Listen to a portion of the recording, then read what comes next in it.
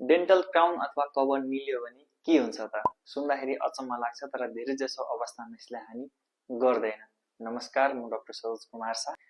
Dental crown अथवा cover निल्नु भयो भने सर्वप्रथम पेटमा जान्छ र पाचन प्रणाली हुँदै 2-3 दिनमा नेचुरल तरिकाले अथवा प्राकृतिक तरिकाले बाहिर निस्किन्छ।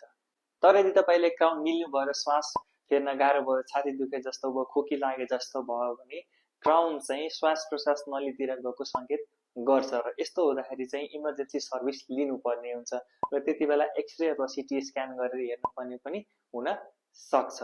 डेन्टल क्राउन अथवा कभर चाहिँ प्राय जसो इनर्ट मटेरियलले बनेको हुन्छ, जस्तै जिर्कोनिया, पोर्सिलिनहरूले बनेको हुन्छ।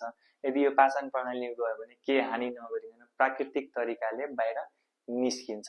डेन्टल क्राउन अथवा कभर निलिसकेपछि के गर्ने? प्रथम कुरा आफ्नो डेन्टिस्टलाई तुरुन्तै सम्पर्क गर्नुहोस्। दोस्रो कुरा आफ्नो दाँतलाई सुरक्षित राख्नुहोस्, किनकि कभर अथवा क्राउन नभइसकेपछि दाँत संक्रमण हुने क्षति हुने सम्भावना हुन्छ। त्यही भएर दाँतलाई सुरक्षित राख्न जरुरी हुन्छ। र तेस्रो कुरा मोर फाइब्रस डाइटहरू खानुपर्ने, जसले गर्दाखेरि चाहिँ प्राकृतिक तरिकाले पेटबाट पाचन प्रणाली हुँदै बाहिर निस्कोस्। जस्तै चाहिँ बनाना अथवा केरा चाहिँ हामीले बढी खान सजेस्ट गर्छौं।